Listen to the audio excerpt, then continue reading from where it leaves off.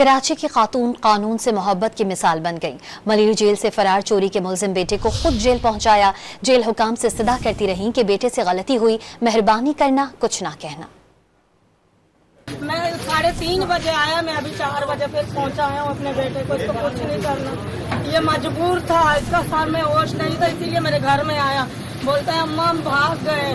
हमने फिर इसको ले आया, तुम लोगों के पास इसको रखो।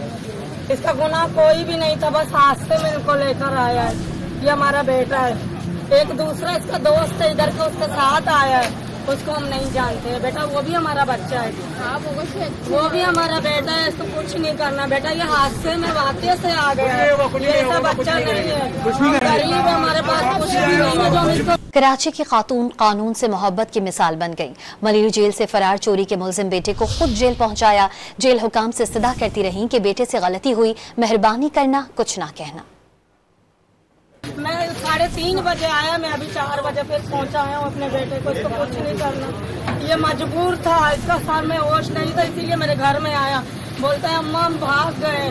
हमने फिर इसको ले आया, तुम लोगों के पास इसको रखो। इसका गुनाह कोई भी नहीं था, बस हादसे में इनको लेकर आया है। ये हमारा बेटा है।